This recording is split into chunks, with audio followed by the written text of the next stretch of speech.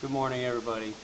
I am going to take you through a few of these examples from section 2 so that we can kind of move along. Sorry I can't be there today, but I will be around later on today in case you need any help with anything, as well as tomorrow morning.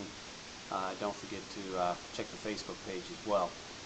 What we're going to do is we're going to take this expression cotangent of x plus tangent of x plus cosecant times secant, and we're going to do what we call simplify that. In other words, get that into as simple terms as possible. We're going to do so by using those identities that I'd given you yesterday. And as we move through these, try to do these as much as possible without looking at those sheets. Again, you're not going to have those in the future, so make sure you can do these without having those sheets there. What I'm going to do is it helps to try to express each of these as much as possible in terms of sine and cosine. Let me show you what I mean by that. The cotangent, we have a ratio for cotangent as being cosine of x over the sine of x. We have a ratio for the tangent to be the sine of x over the cosine of x. And then this cosecant of x is 1 over the sine of x, and secant is 1 over cosine. Alright, well, what we've got is we're adding three fractions, and just like any fractions, if we want to be able to combine these, then we need the same denominator. The denominator is going to be a combination of the different denominators that you see. We see a sine here, a cosine here, and then both sine and cosine. So our denominator, our common denominator, is going to be the sine of x times the cosine of x. That's going to be in all three denominators so that we can combine these terms. So I'm just going to go ahead and write that in for each of these fractions. We're going to do something that we've actually done before. Alright, with this first fraction, well, this is the cosine over the sine. Well, it already has that sine. What it needs is a cosine. So we multiply this cosine by another cosine. I'll go ahead and write that all out. Okay. With the second fraction, it has the cosine. It does not have sine. So I'm going to multiply that original sine by another sine. And finally, this last fraction already has both denominators, so that's going to be the same. So I'm going to multiply these together. We get cosine squared of x, and I can write this as one big fraction now, plus the sine squared of x, and then plus 1. All of that is over the sine of x times the cosine of x. Now where we're going to go from there is, again, if you look at your Pythagorean identities, we actually have one that says sine squared plus cosine squared is equal to 1.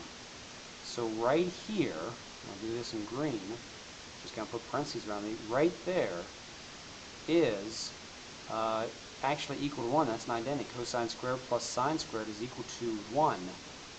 And then we have that other one up there. So that gives us 1 plus 1 over sine of x times the cosine of x.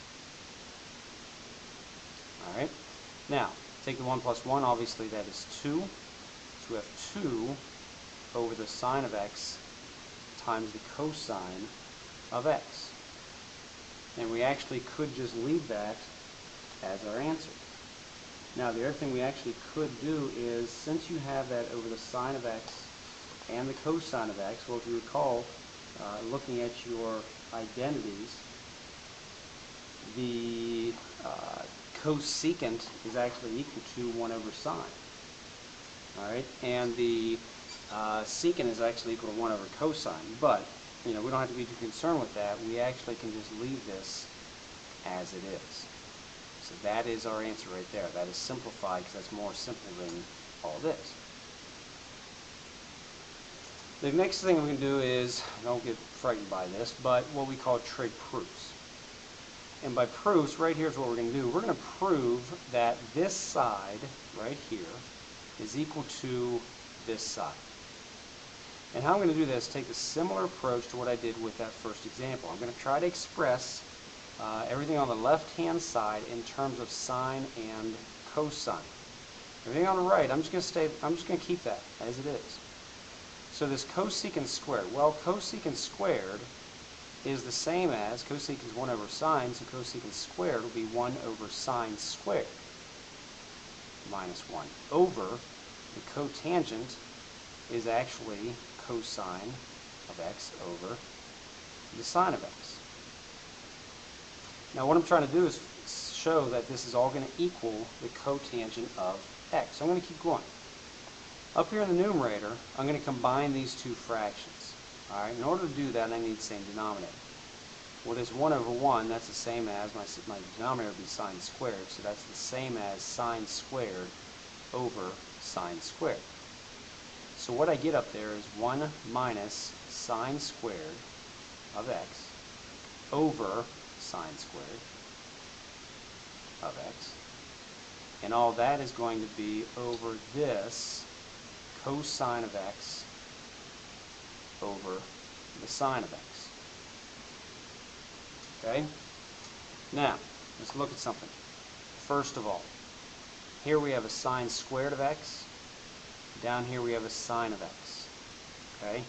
This sine of x can cancel one of those sines out of it. So what we've got is 1 minus sine squared of x over sine of x. And that is going to be over the cosine of x. Okay? Now this brings up another, this is going to be a little bit different. I'm going to write this off to the side. We have an identity that says the sine squared plus cosine squared is equal to 1. Now if you look at this right here, if we take that identity and actually subtract the sine squared from both sides, if I subtract sine squared from both sides, I could get the cosine squared, say of x, equals 1 minus sine squared.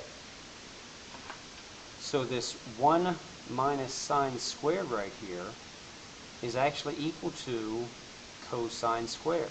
It's like it's another little identity based on some identities that we've had so far. So I'm going to write that 1 minus sine squared as cosine squared of x. Now that's over this sine of x. And all of that would be over cosine of x. Again, the ultimate goal is to get this to equal cotangent of x, and we're very close. This cosine actually cancels one of these cosines out. So what we're left with is the cosine of x over the sine of x, and that is, yes indeed, the cotangent of x. Alright, so the thing with the proofs is I would actually be looking at all of your work as you go through here. It's not like you're saying there's a final answer. It's telling us the answer right up here. It's telling us if we simplify all this, what should that equal? So what we're doing is we're showing all these steps to prove that that indeed would equal the cotangent of x. Now that may have been kind of quick for you. I know it's only 2 examples and it's some things that get to be pretty intense. I would actually recommend that you play this over again, see if you can pick up something that you didn't pick up the first time around, okay? And use this to the best of your ability to get started on the assignment which your sub will be given to.